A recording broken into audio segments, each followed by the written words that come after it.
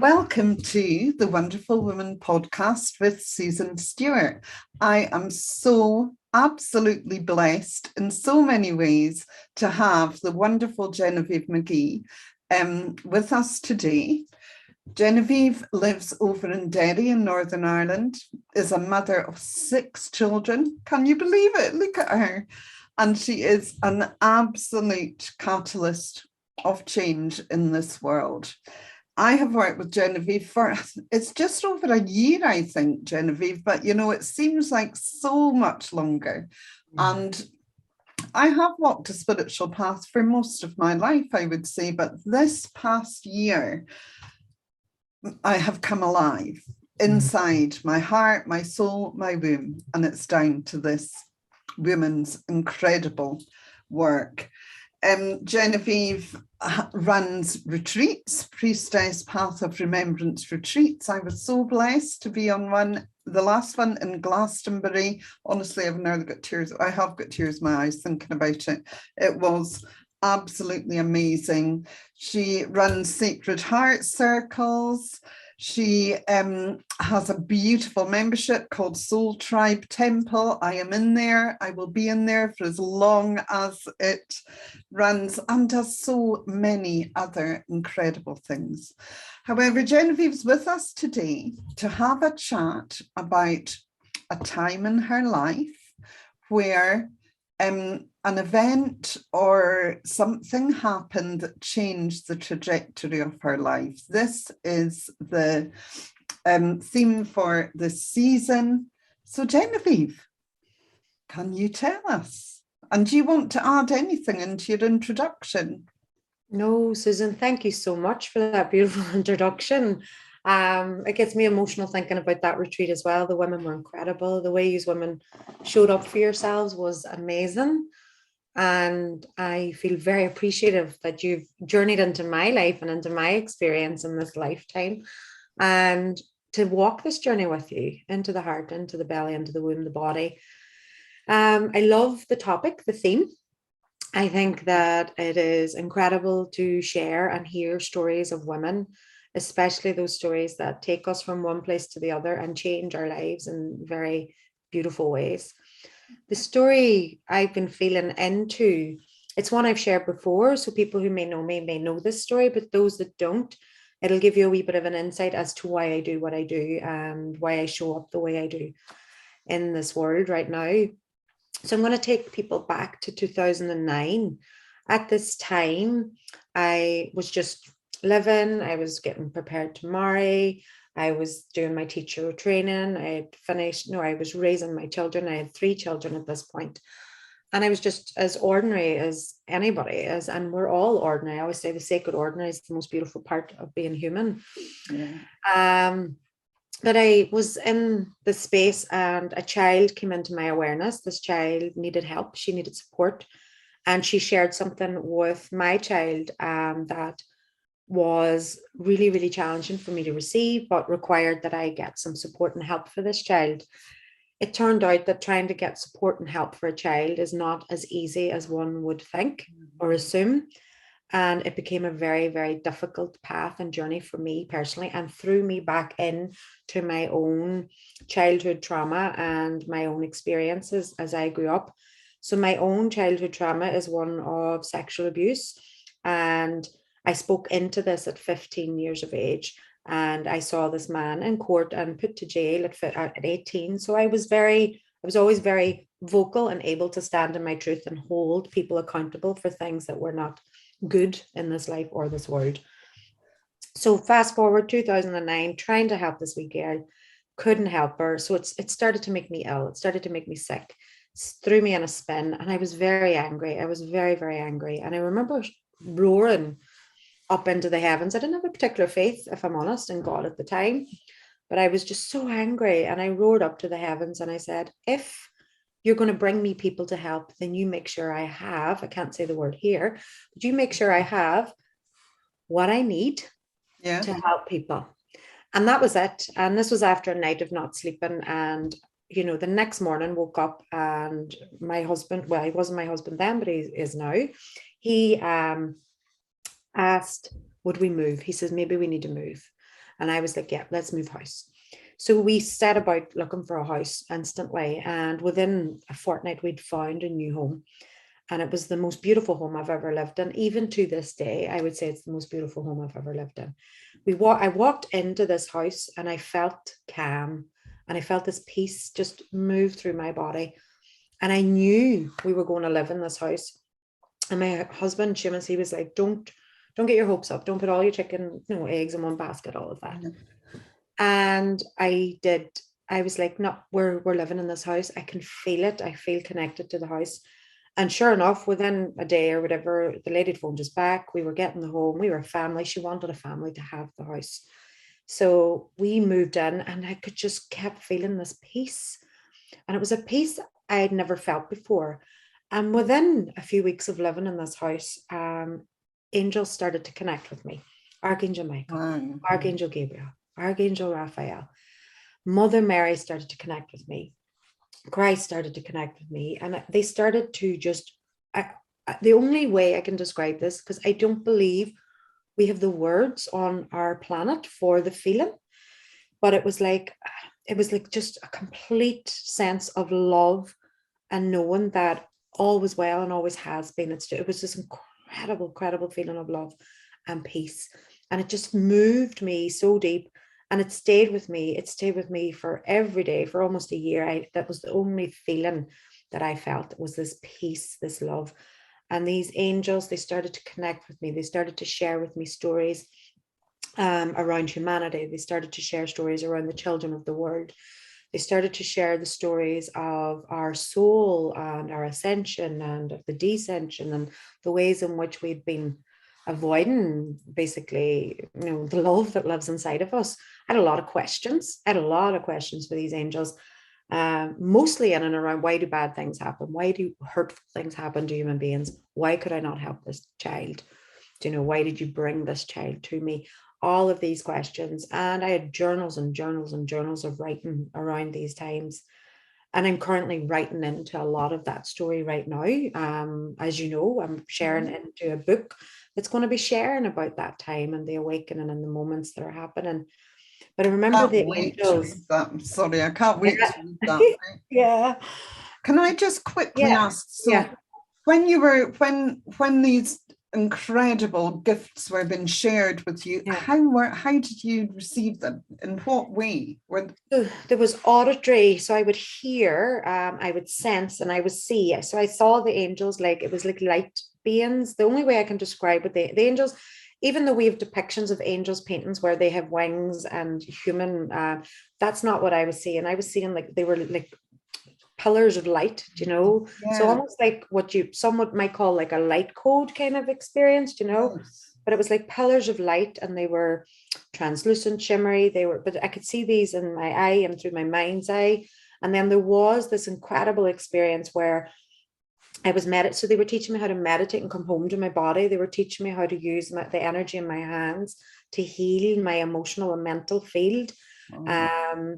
And as I was working through all of this, there was one evening, there was this incredible meditation experience where this was in my third eye, and I saw me rising up this beautiful blue pillar of light, and there was angels all around, and they were just clapping as I rose up, and they were welcoming us home. And what their main message was, we're love, and that we're loved. And their main request from me was to go out and just love people, to open their hearts back to love. And that has been what I've been doing since, really, through my art, through my words, through the services that I offer, through the experiences that I bring women into. I do believe that when people come in to work with me, what they find is a deep, deep love for themselves that they didn't have before. That's true. That is so true. I know that firsthand, and I witness it with the people that you work with. And oh, goodness me, I agree. It is all about love.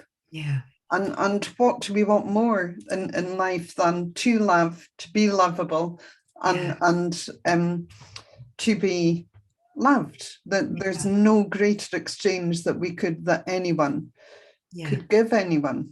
Yeah.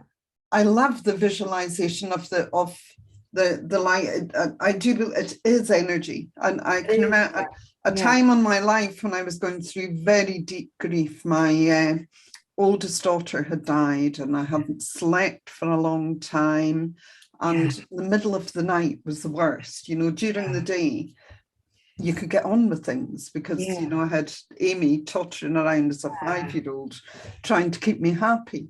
yes, But I was visited practically every night by this yeah, beautiful light that was speaking to me from yeah, outside that actually kept me alive. I yeah, know it kept me alive. It's just yeah. so absolutely stunning. It really So is. this changed the trajectory of your life, Genevieve. Completely. It changed at the time, it just changed everything. I could no longer just be a teacher, say. I could no longer just be a wife. I could no longer just be a mother. It was like I was being shown as I was walking around, I was seeing people's souls. I was seeing their light. I was seeing the love that lived inside every being that I was coming into contact with. So all I could have for every being was complete love and reverence. Do you know, it was like I was always in awe of the amount of love present on our planet. It was like, even though we, on a human level, there is the polarity and the experiences, like we experience deep grief, loss, we experience no traumas. What I was shown was the depth of love that is real and Mm. exists just because we exist, you know. And it was powerful in that it kind of redirected how I started to think about myself, how I started to feel about myself. So like it was like Archangel Michael almost became a guardian of my thoughts at the time. I always like I referred to him like a bodyguard almost. So my thoughts, my go-to would not have been positivity or gratitude or even a love for myself, to be fair, you know. But the minute these experiences started happening, that was the redirection. Do you know, it was like recognizing that I was as lovable as anyone else.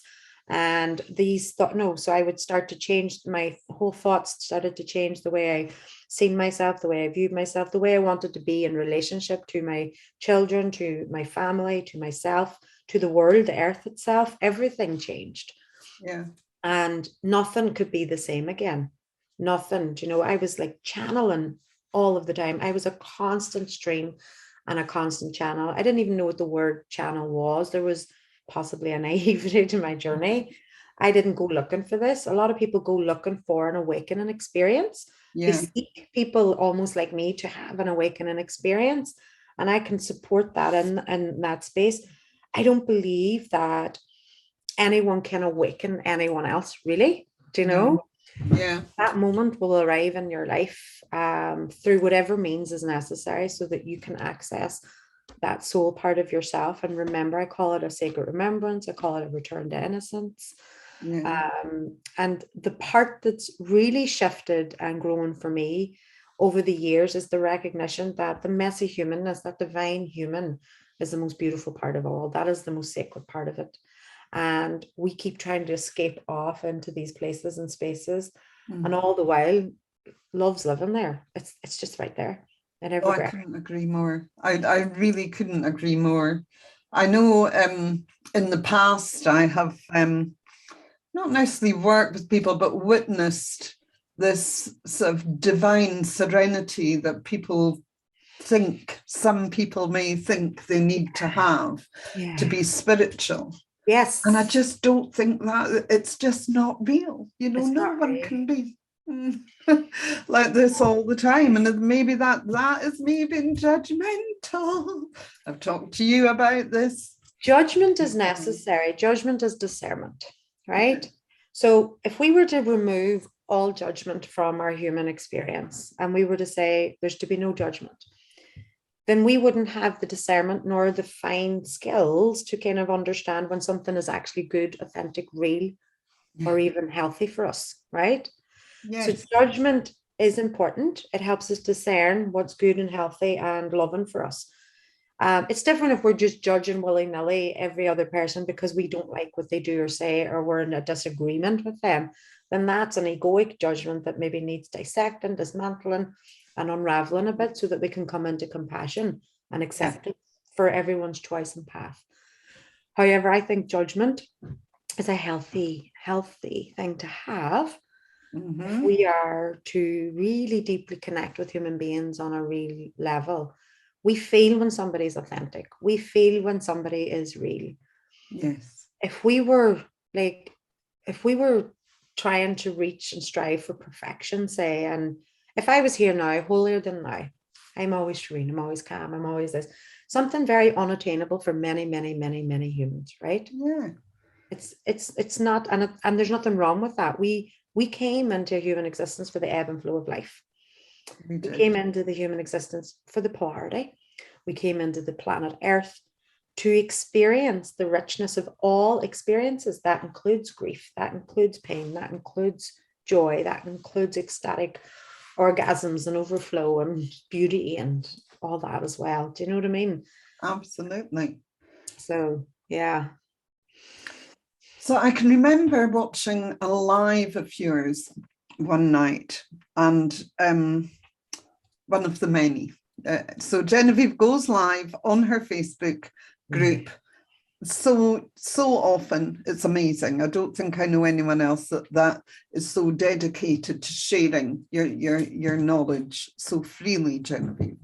And I can remember you saying, because you don't necessarily, well, the question that I probably want to ask is, what do you believe in? And and that is coming from, I can remember you saying to sit in meditation and ask God what he wants from me. And I had never done that before. Never. Tears again. So I went into the bath and lay there in my sacred bath that you've taught me to do. It's such a gift. Yeah. And I asked God what he wanted from me. And he spoke to me. He spoke to me outside. It definitely wasn't a voice in my head. It was from outside and it came into my heart. And it was beautiful. And I had never done that before. I am not saying that I don't believe in God. I do believe in God. I just don't really like the way that the Bible has been interpreted by men of the cloth, to be honest. Yeah, I hear you. I actually really quite like the Bible, though I've read it from end to end. Once again, after my daughter died, I read every book that I could find that would try and give me answers. And the Bible was one of them. But anyway, let's get back to God. How wonderful was that? But where do your beliefs lie? You're talking about Mary Magdalene, you're talking about Jesus, you're talking about people that were in the Bible, really. I am.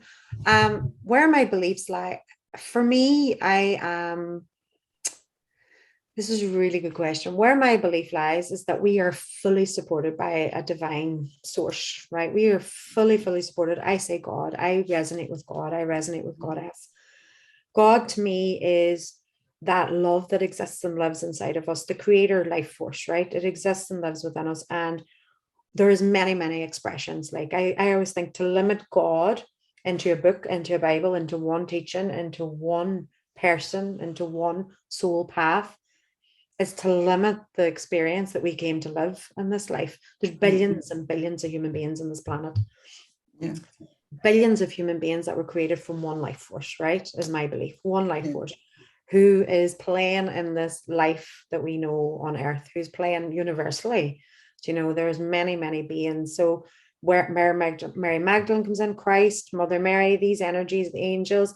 I suppose I was born Christian. I was born into Christianity. I was born into the Catholic faith. That was the faith I grew up with.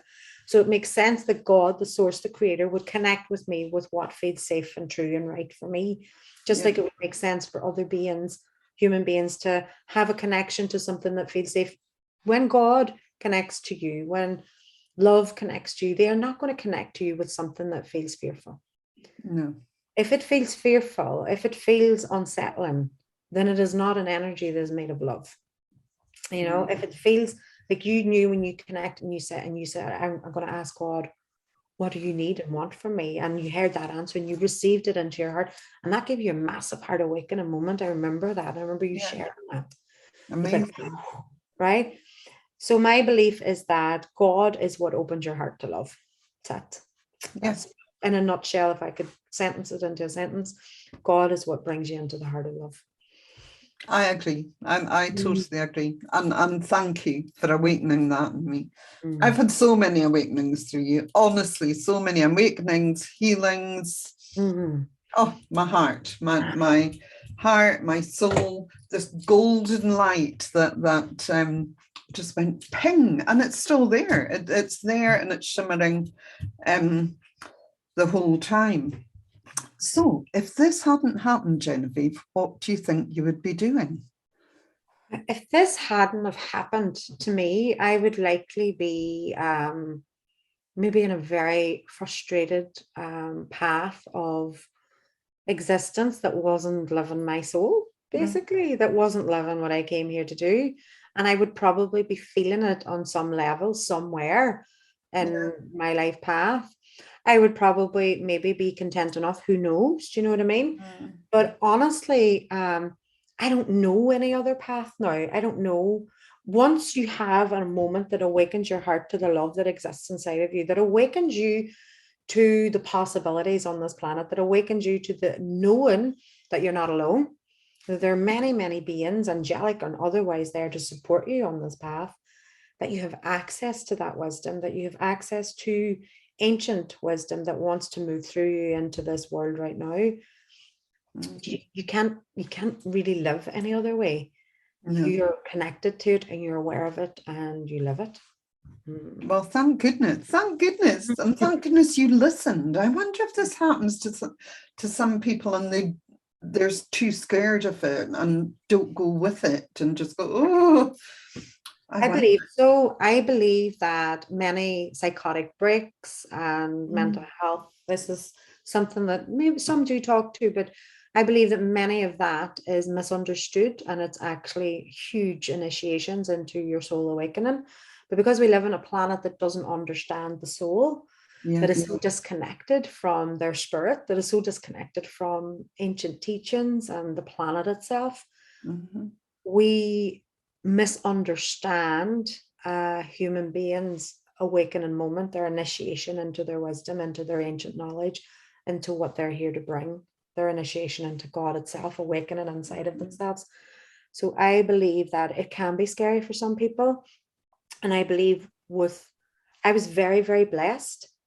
I seem to, and even as I write my book now, I'm very aware of the ways that I was held very, very safely with teachers and mentors that I met along the way on a human path. Not everyone is as fortunate. And I think that's a big reason why I keep offering the work that I do. I think it's solid and safe, and not every experience into your awakening path is. And isn't it true that life will very often give you the teachers, that you need at any given time? You've just got to accept them into your life. Well, we're very blessed to have you, Genevieve. I feel very blessed to have you. One surprise part of the podcast is that I ask a previous guest to give a question for the next guest. Oh, I love it. Yay, and they don't even know who the next guest is going to be. So this question for you is, what's the most exhilarating part of growth in your experience? Oh, what is the most exhilarating part of growth in my experience? Gosh, that's a big question. Going at you, I know. What is the most exhilarating part of growth? For me, the most exhilarating part is the amount of compassion and acceptance that we find for ourselves. For me, it's that. That dropping into that gentle awareness that we can be ourselves in our entirety, and that's amazing and beautiful and miraculous and enough. That's the part for me. I think I completely agree with you there. yeah, being able to walk your own path and just go wherever it takes you is amazing. Genevieve, I have absolutely loved this, and I am sure all our listeners will as well. I hope everyone out there is listening, and I hope you share this far and wide and hit subscribe. So we're going to be on YouTube, and then we're on all the audio channels. And Genevieve McGee, you will be back. Thank you. Thank you for having me, Susan. Thank you so much. I love you. Okay, love you.